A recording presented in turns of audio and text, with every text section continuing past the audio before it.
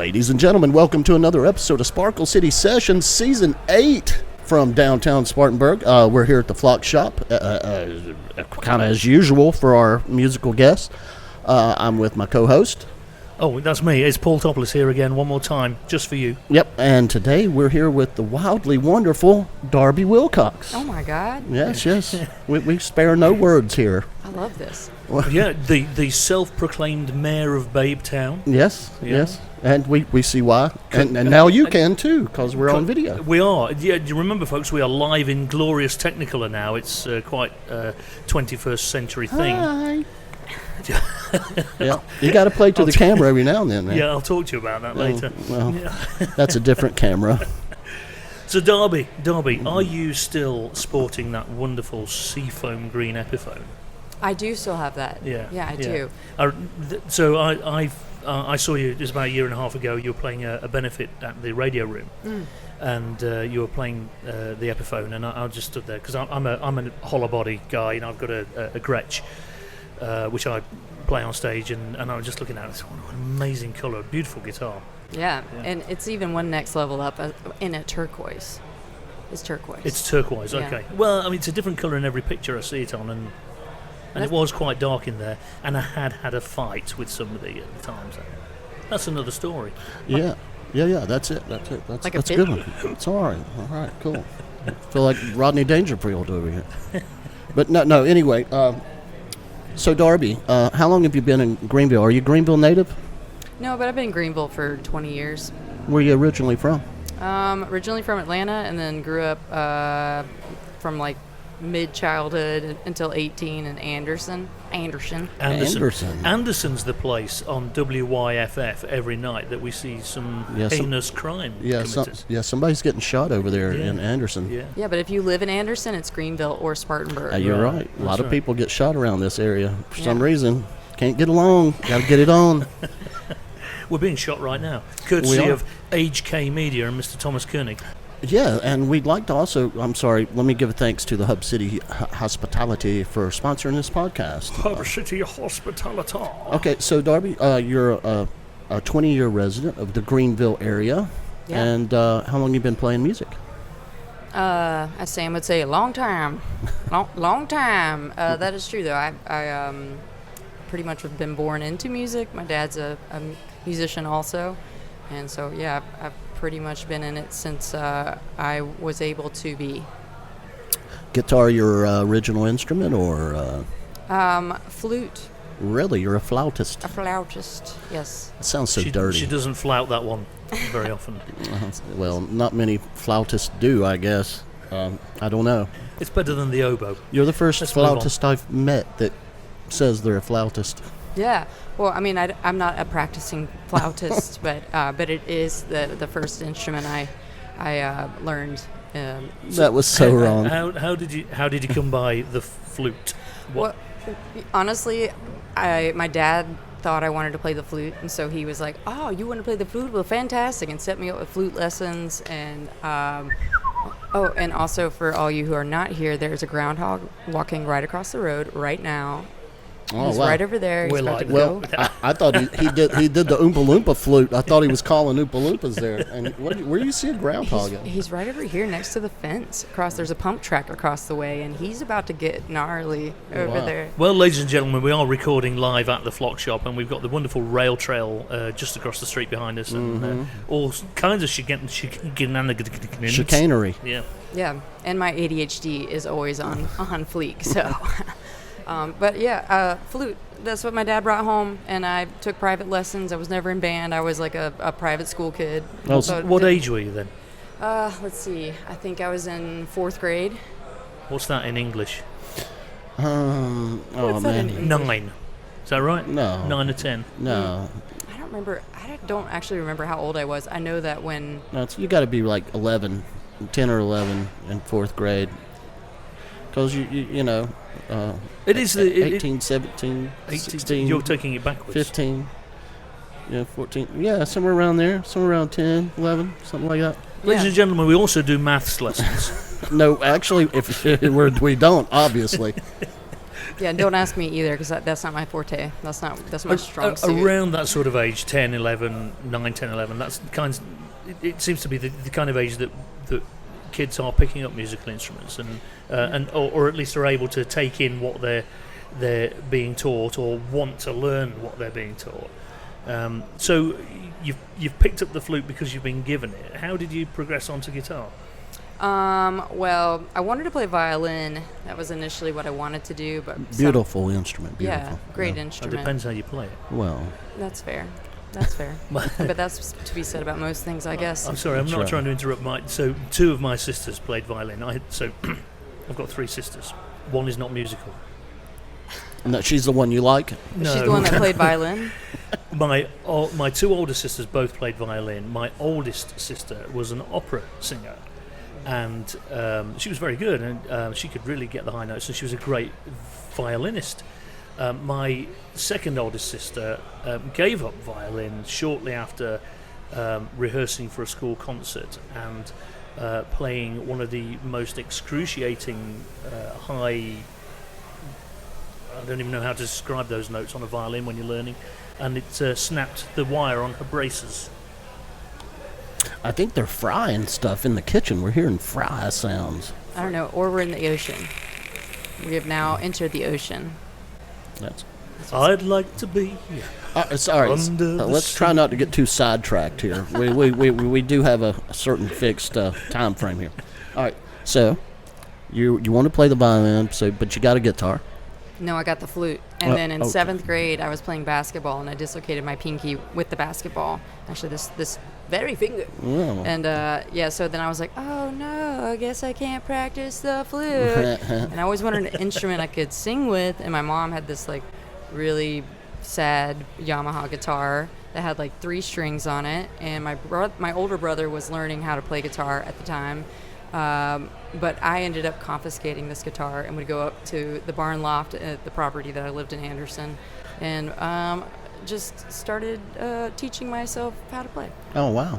Yeah. But wouldn't it have been cool to have been like a female Jethro Tull going on? Man, that'd been super badass. Right, my brother was named after Jethro Tull. Oh, really? Or Ian Anderson. Yeah, his name's Ian. You could have played the flute and the guitar at the same time. I don't think you were trying hard enough. I saw somebody play harmonica and drums at the same time. That's pretty Yeah. wild. You just wear one of those little. Did you know his name? Yeah, he played with us. That was a musical joke. Did you not get it? No, I didn't. I had a root canal yesterday. Leave me alone.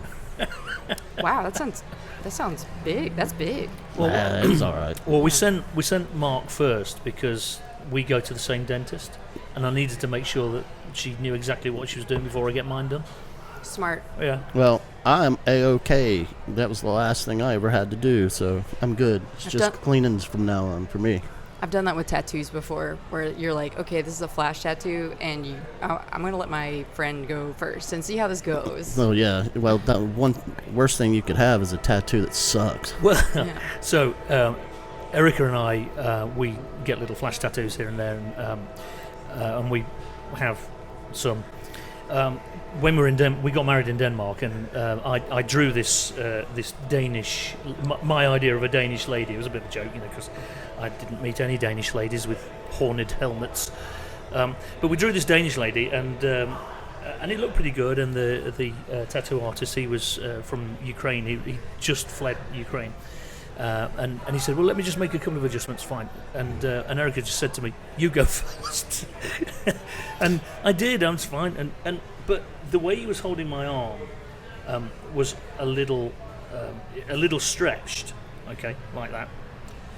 So when my muscle is relaxed, actually she's a little stubbier. Her helmet's not quite as pointy as it should be.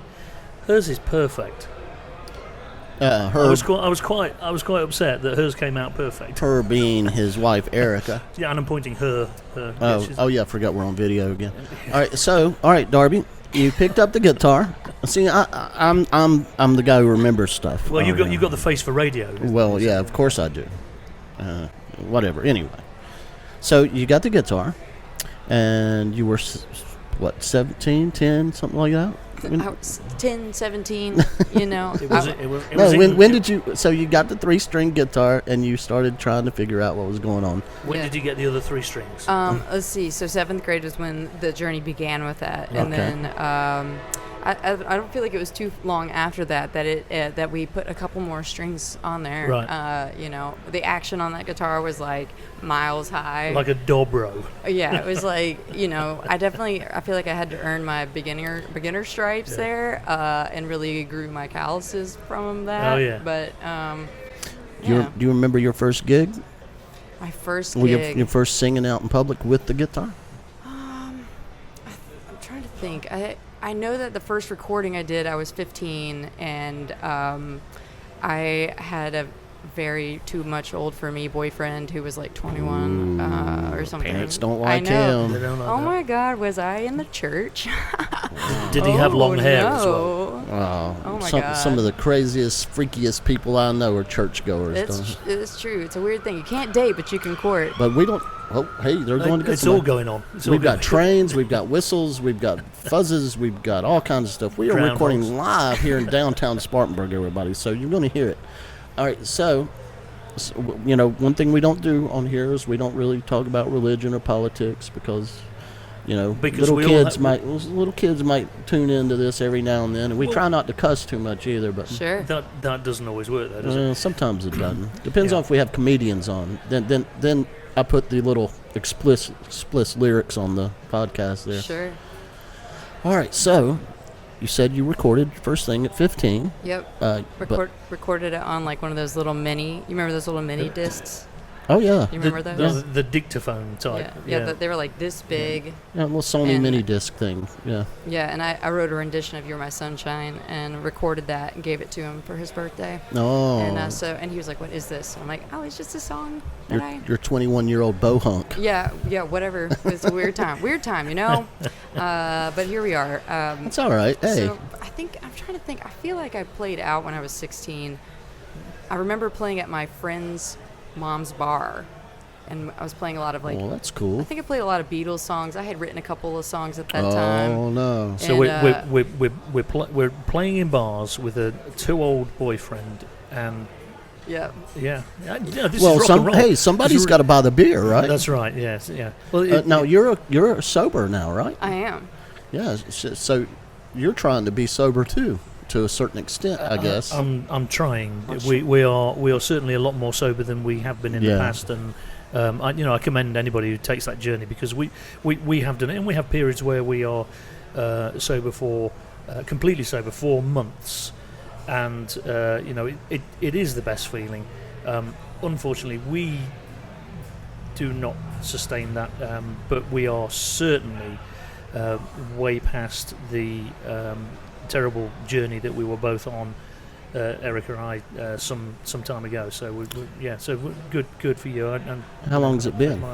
5 years. Really? Yeah, 5 years. May 1st of 2020 is when I quit. Wow, that's pretty cool. Yeah, I needed it though. I mean, I was pretty miserable, and I feel like the only way I was able to do that was to be away from being in public because people want to buy you shots. They want you to Yeah. be part of the moment, and so-and-so's in town or so-and-so's leaving town. It's my birthday. I had a good day. I had a bad day. And it was just kind of like, I'm exhausted, and then I'm probably going to like smoke a million cigarettes, and I'm probably going to do some extracurriculars that are probably bad choices. And, it was just like a lot of things that piled up on themselves. There's always far more reasons to do it than there are not to do it in your mind at that time, in that moment. You're just convincing yourself. Yeah. Now you've been in Greenville so long, you're almost, I mean, I would consider you a Greenville icon almost. Green villain. Yeah, well, we don't call them that Do we here. not? No, we don't. Green Not villain. in front of them. Come on, man. No, we're just kidding. And I actually interviewed one of your bandmates Thursday at Joe Powers Jam night in the Freight Yard. Sam. Oh, yes, Sam. I can't remember his last name. Yeah. Sam Kruger. It's something to do with the coffee things. I had that in the back of my It's like Keurig, Keurig. but Keurig. Yeah, I call him Samuel F. Kruger Jackson III. Nice fella. And we found out that we're both I'm actually from South Carolina, but all the rest of my family's from Kentucky, and he's from Kentucky. And you're a very special breed as well, aren't you? From Kentucky, you were telling me. Melungeon. You ever heard of Melungeons? What does that mean? It's whatever They them were guys the- came up with. So a group of indigenous people came over from Africa to Colombia, South America, then came up and settled in the Appalachians. So there's a whole group up there who are dark skinned and have like blonde hair and blue eyes. It's really weird. Yeah, I'm like 8% Melungeon. Wow. So but I'm born here in South Carolina.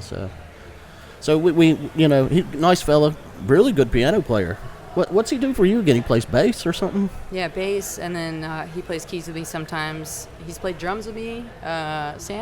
Sam's a multi-talented human. Yeah, nice guy too. Hate Pretty him nice. already. Yeah, yeah, and he's really funny without Yeah. even trying. He was all right. Just kidding. He was a good guy. Yeah, Sam's been playing with me for 13 years. Yeah. He said he was a fixed member in your band. Yeah. So, Darby, how did you progress from playing in your mum's bar, Or your mom's friend's bar. Your mum's friend's bar as a teenager? How did you progress onwards with your musical journey? And how did it become your? I guess it's your primary source of income, and like. Not necessarily. She makes jewelry. I know. Don't spoil it for the Oh, I know. viewers. Shh, God. Well, Thomas is gonna give me the clap again. I need to watch out. That I feel like it's been a progression that is built on itself pretty naturally, and I think that's the art of showing up, right? Yeah. You show up for what you want to see, and it will build on itself every time. Just like when you want to change your your drinking habits or whatever else, Yeah. you have Yeah. to make a choice to do Yeah. it. Well, Yeah. And a with- home is built brick by brick, right? That's right. That's right. One brick at a time. One brick at a time. It's like that one part at a time. Yeah, one piece at a time. One piece It at a didn't cost time. me a dime. Unless you're Yeah. Roger Waters, and then it's another brick in the wall, and he don't want to see nobody else. You got to eat your meat. Yeah. Well, I don't know about all that, but But yeah, so I wanted to play original music. I was writing songs, and I had written quite a few songs by the time I was 18, and I wanted to move to Greenville. And I used to go to an open mic that happened at the Coffee Underground back in the day, and it was over at where now Alchemy is, where they do the comedy improv. But at the time, Weird. it was Ghost. I thought it was a pterodactyl. do Yeah, you remember a band called Scotty T and the Disease that played at the Coffee Underground sometimes? It was a beat poetry band. Had a punk drummer, jazz bass player, and a guy who spoke like New Orleans jazz poetry. It's like, yeah, man, she was standing at the door, right? And I was there, and she was there, and all the reason the bass would be like, dum dum dum dum dum dum. Yeah, it was pretty cool. We used to do that. You keep That's cool. I threatening don't know. to bring that solitary remaining tape out so we can hear I it. can't, man, dude. We do have a recording out there, but Was that a subtle way to be like, have you heard of this band? They were really good. No. Yeah. So, no, I'm sorry. I'm sorry for interrupting. I'm sorry for interrupting. Go ahead and speak on it. So yeah, so they used to have an open mic at Coffee Underground, and I don't remember if it was on Mondays or Wednesdays. I don't remember, Sundays.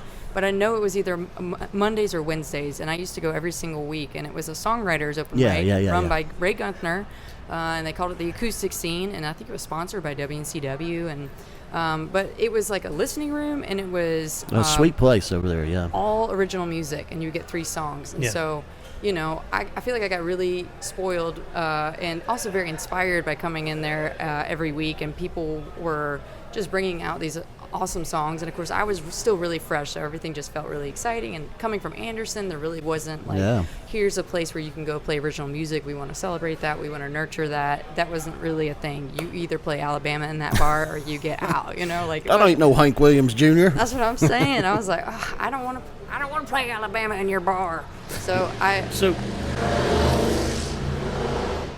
It tells you a lot about that person, doesn't it? Yeah. So what would you say is your style?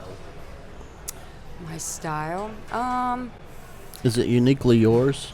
Which I'd say it is. it's like a hard thing to pinpoint. I know that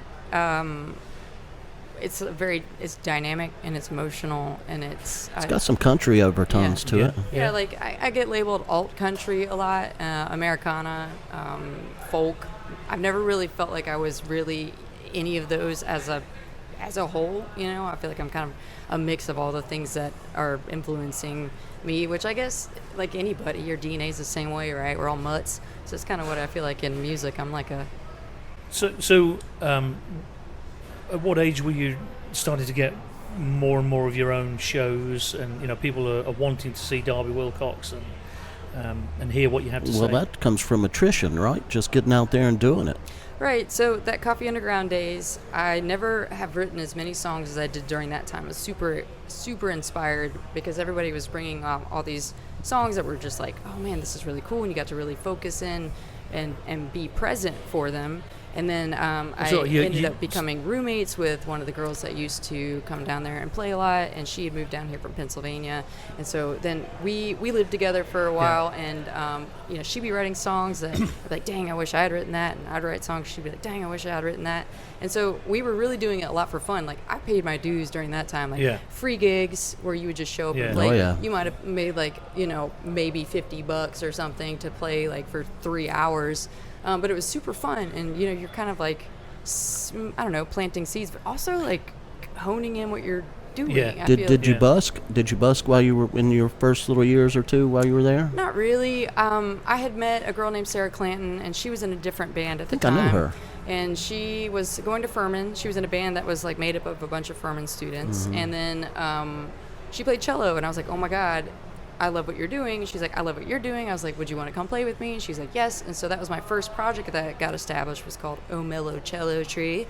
And everybody had the hardest time with that. They're like, oh, yellow jelly bean, or whatever it was. But so Sarah and I were... Did you say limoncello tree? Yeah, limoncello tree. Well, that's like, the Italian liquor and a tree on the end. That'd be quite a tree for your garden, wouldn't it? See, nice. Oh mellow cello tree. See, I forgot the mellow there. That's pretty cool. We may have been smoking something that came out of the ground at the time when we were like, oh, we don't we don't condone smoking cigarettes out there, okay, guys? No, definitely not the devil's lettuce. Well, I didn't say anything about that. I just said cigarettes. Well, California sober is something that something happens every now and then. But so we were writing songs and then started playing out as a duo for a while there. And then the more that we were doing that, then people, it was like a lot of like bar gigs and such. And then we were getting booked for like breweries and stuff. And at one point, after 6 years of doing that together, which I had other jobs during the time too, where I worked at a bicycle shop and. Well, you've also played the biggest arena in Greenville too, have you not? Which one? The Peace Center. Oh, yeah. And the you opened up for wasn't it Marcus King at the amphitheater? Yeah. How was that? How many people were there? Like 20,000 or something like that? At least 10. Yeah, man. 10 people. Yeah, at least 10. Yeah. Because she's. I mean, I guess she was there on ground level when he started becoming famous too. Yeah. Well, our music family is super tight knit. I'll say that. Like we care about each other and we want to see each other do well, and we're really protective. And I would say pre-2020, I didn't realize this until 2020 happened, but I was like, I literally felt like I only hung out with my musician friends. Like, I don't know that I even had, we'll call them muggles, right? And then, I don't even know if I had any muggle friends. I don't know. So, we were all super tight knit, and I've always felt like Marcus was like a brother, like a younger brother to me, and I've always been kind of protective. Well, I noticed that he likes you a whole lot, because usually anytime he does something in Greenville, you're on the docket. Yeah, so that's pretty super cool. What we need, Mark, is for somebody to like us enough to pull Nobody likes me, man. I already told you got to give somebody people they can hate so you can know what good is. I'm usually that dude. Is this what you bring? This is what you bring to the Rockets? At least I know what I got, you know what I mean? There we go. No, I'm just kidding. But all right, so I want to talk about your jewelry for a little bit, and how much of it do you smooth the stones? Do you make your facets? Do you mold your own gold? I mean, what's going on there? How did it start? No, and that too. So good one. My mom is a jeweler. My mom's a jeweler. Cool, awesome, I love that. So my mom did like fine waxwork jewelry for molds and stuff, like for like casting and whatnot. She did all that literally my whole life up until about like maybe 15 years ago or so. Yeah. And so I have actually inherited some of her stuff, but I've always been really interested in silversmithing, which is a little bit different. And I kind of feel the same way about music. Like I've grown up in music, and music has become like my full-time thing for probably the last almost decade or so, which has been awesome. But sometimes when you take something you're really passionate about, and that is art, that is something that helps, I don't know, be creative outlet, and then you turn it into a job. Sometimes that can rob some of the fun out of it, and so you have to find ways to hone in your creativity, to give yourself a break, to kind of I guess redirect it into something else that is for fun. And so jewelry for me is that, and I started 2020, of course. I got sober, and then I had a relationship fall apart, and then I ended up moving out of my apartment because, as you know, everything was shut down. So as a full-time artist and musician, it was like, okay, well, got to pivot. I got to pivot, yeah. So I ended up moving in with actually an ex and their partner in Hendersonville, and lived up there and was very removed from everything. But I knew I wanted to learn how to do silversmithing stuff. So ended up, my mom gave me one of those like desk. It wasn't Schmelter. Tabletop bench, a tabletop bench, if you will, and then a jeweler's bench, man. Yeah, it was just a miniature one essentially, and it just went on a table right outside on the screened-in porch. And I ordered some stuff, watched a lot of videos, and then just started learning. I mean, I would say that it wasn't horrible, some of the stuff I made. I just was still learning a lot. And then I packed it up after I was going to move back to Greenville about like 10 months later, and ended up dating this, also maybe I would never say a relationship is a mistake. I think there's always room to learn. You always get something from it. Yeah, if you're willing to look past, even if it's the wrong thing, so you know you don't do it again. Right, but that's still valuable, right? It is. So your time's never wasted if you allow it to be a learning thing. So, I mean, I had packed all my stuff away, and I was like just kind of like getting into my groove with it. Packed it away. We were kind of like in this very toxic thing for about 10 months, and then when I moved into my house where I am now, I was like, okay, well, I'm gonna get all my stuff out of storage, and I'll set it back up. And then that didn't happen because I was traumatized and had to go through a lot of therapy and some other stuff. And then it's been probably the last I think last year, the year before, my partner and I now, like, we went and we gave each other a jewelry class for Christmas, and we took the class, but then I also felt like I needed more time with it, so there was a lull in that too. And more recently I finally was like, okay, we're doing this. I went and took my own like private classes with a lady that's in near Travelers Rest area, and she's awesome. So you're setting your own stones and your own molds, pretty much? Well, I just make them all the way from the start to finish, where you make a bezel for your stone. Sorry, are you cutting the stone? No, I'm not a lapidary person. That is very cool, though. Yeah, so you're getting your stones like pre-smoothed and all that. So, and I saw like turquoise. Do you work with turquoise and stuff like that a lot? Yeah, I do. We just got back from New Mexico, and I spent. I could have spent more time in there than I did, but the place called Thunderbird Supply Company that's in Albuquerque, and bought a bunch of turquoise from there, and brought it back and been making some pieces. Well, let me ask you this. Are those pieces online for sale? Yeah, you can buy them. And where are they located at? You can just send me a DM. Well, you can send Darby Willcoxs a DM on Facebook, or... Yeah, we'll put all Darby's details on our Facebook page, and maybe have something on the bottom of the video when we show you all of this fine stuff on our YouTube channel. Yes, and I'm sure you can find all her music. How many albums you got out, Darby? I have one full length, I have one EP, and I have like a couple of singles out. Okay, and you can find those anywhere you find streaming music, I take it? That's so true, yep. Well, we've almost come to the end where she's going to play a couple of tunes for us. Before we do that, there's one more question. Ask it up. Tell me about Peep Show. What's Peep Show? Oh, yeah, I almost forgot about that. So the Peep Show is my full band, and the Peep Show, it became the Peep Show Peep Show really got formed in the corner booth of Compadres when it used to be downtown, Right. which is a Mexican restaurant that was downtown. Our friend Tavo and his family owned it at the time, and I had a residency there every single Friday for over a year, and it was like a 4-hour gig. And they paid Those me are tough. In a Mexican restaurant. Yeah. And it was like, you want to talk about cutting your teeth? Like, I would play there, and I would drink so many of those margaritas and those giant burritos. And eventually I was like, nobody wants to hear these same songs every single week from me. So I started asking people to come in and sit in with me. And so I had people like Michael King sit in, and then Sam was newer to town, so he and I were becoming friends, and he was playing with me in there when he could. I had a different drummer at the time. His name was Matt Porter, and so he would be in there. We would have like 5 of us crammed in this one little corner, and so that's how Peep Show started forming. So the first time I went to go play with this ensemble over at Velo Fellow, they called it Darby and Peeps because I had so many rotating people that were playing with me.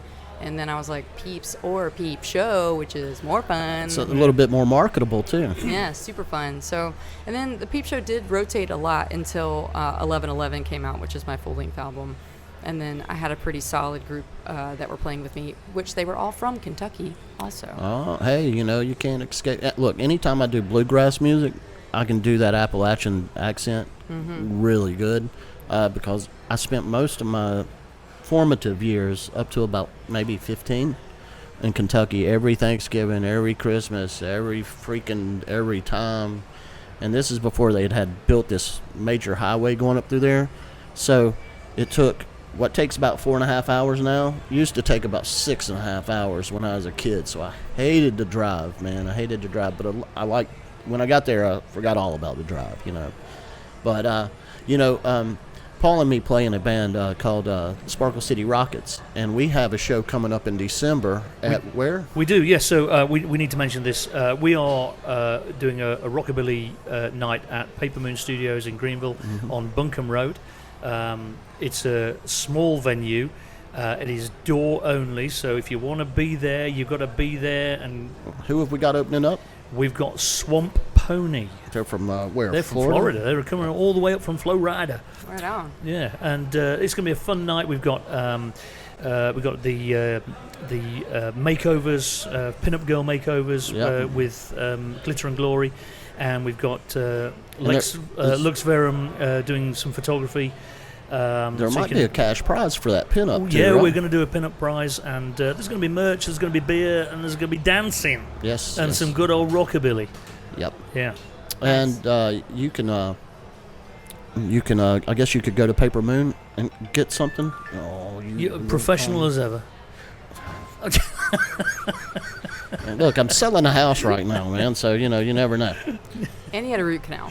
Yeah, I mean, you've got to feel sorry for the guy. Look, I do. I had to detach myself to go do that. That was an hour and a half in the chair because they had to do it through a cap. Listen, I came to give you some molar support. He did. He gave me some molar support. I told him that, man, if they put that on his shirt, they owe me some money. But, dental stuff is so scary, and they put that needle in your mouth, and you're just like, I hate. It's the fingers in the rubber gloves that the needle. I'm childhood trauma. Could be. I did grow up in the West Midlands. Sorry, I didn't mean to give the clap. Sorry. Everything stopped now. Take 2. You should have saw all them perverts at the freight yard when I said, "All right, Thomas, I'm going to give you the clap now." Everybody's like, "Ooh." Well, we're just about to wind up now. We are recording live at the Flock Shop here in downtown Spartanburg, and if you want some great food, please come here. And they also have one of the best happy hours in town from 4:30 to 6:30, $2 domestics. Yeah, and we'd like to give a shout out to all the Hub City hospitality. We certainly would. But that'd be Willie Taco and Venus Pie. Venus Pie. The Flock Shop, of course. Yeah. And the Freight Yard, the fabulous Freight Yard. F48. Yes. And we've been talking with Darby Willcoxs, and she's going to play you some music, so we're going to get ready for that right now. Ladies and gentlemen, we are here at the Flock Shop in downtown Spartanburg, and we have the amazing Darby Willcoxs who's going to do a few songs for us. Introduce the song, please, Darby, and have at it. Cool. Yeah.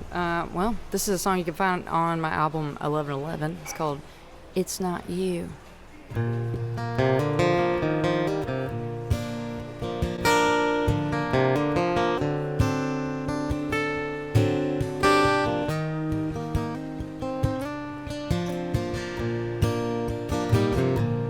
And I'm sorry that I cried when you came inside. Well, it's not you, it's me. I just had a lot on my mind. A lot of it's hard to believe. Oh, it's not you. Honey, no, it's me. You see, the letting go is part of life, but I'm in love with my demons. Trying to pretend that credit face, but it's not you, it's me. It's not you. Oh, honey, no, it's me.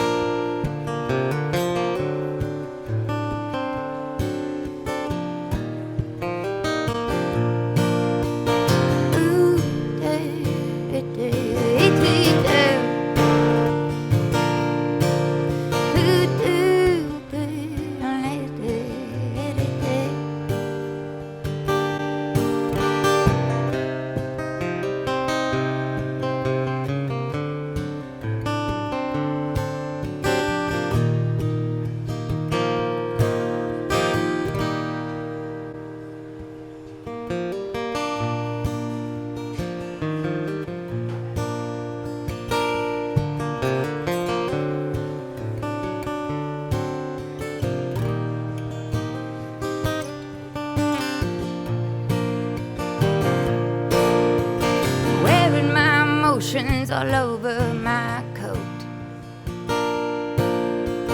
You know it makes me crazy when you shoot down low.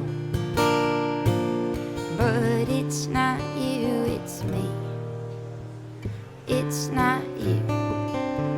Oh, honey, no, it's me.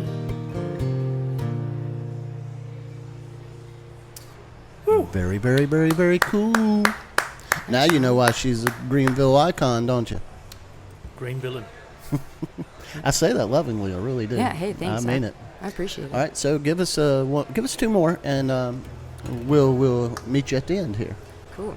Well, this is a newer tune.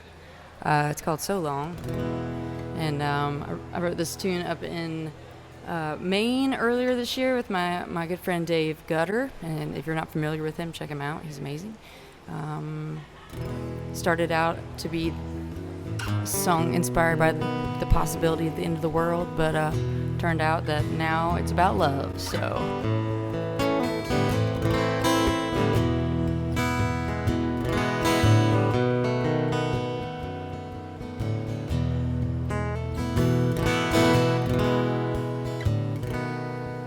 And so it begins, a friend of a friend.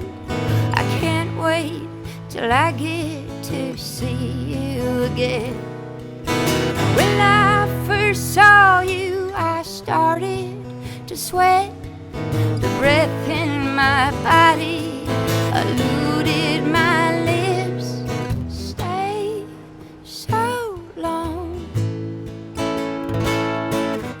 On and on, so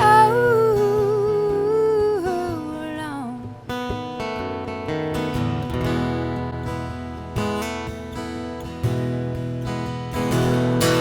Stuck in the middle of all we resent. We go through the motions, we do it to death.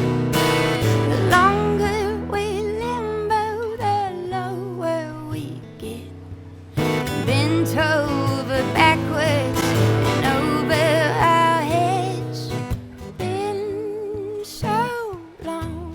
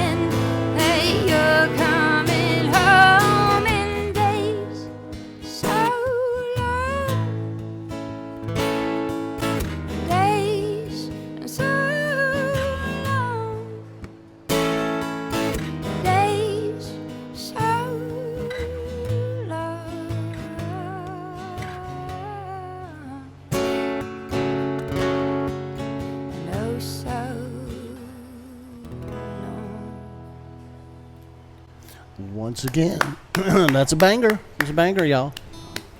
Darby, real quick, just tell us about the guitar you're playing. It's a McClellan, right? Yeah. It's hand built by a guy in Pendleton, Matt McClellan. Right. And Well, it sure is a pretty one. It sounds amazing. It's beautiful, beautiful, crisp. Well, you can. Yeah, it's awesome. yeah, he's an amazing luthier, great guy. He got sober maybe 7 years ago, I guess. And when he did, he just really dove into building guitars. It's been something to busy himself with, and they're beautiful. I mean, really just a stunning guitar. It's a nice parlor guitar. Yeah, and Joel Timmons from Soul Driven Train and George and Sally, this is his other project. He just had one built. Greg Payne from Piedmont Boys has got one of these.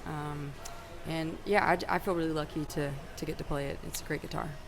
Ladies and gentlemen, we're live from the Flock Shop here in downtown Spartanburg, South Carolina. Ladies and gentlemen, you've been listening to Darby Willcoxs You certainly have. live on Sparklecity Sessions. That was phenomenal.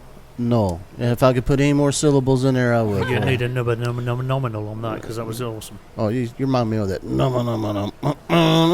Well, you Oh, I better not do anymore. I might have to pay a cop something like copyright yeah, I think fees. we were under the 5 seconds there. Ladies and gentlemen, you've been listening to Sparkle City Sessions live down here from the Flock Shop. And Darby, we really appreciate it. Thank you so kindly for coming to our humble little podcast here. Yeah, it's been great. We've really enjoyed it. Thank you so much. And I guess that's a goodbye from me. Oh, and if you're interested in any of the stuff that the podcast guys do, I also have some music online. You just look up Mark Rocco Dawson and you'll find me. Ladies and gentlemen, as ever, it's been a stone groove, my man. We'll see you on the flip-flop. We'll see you soon.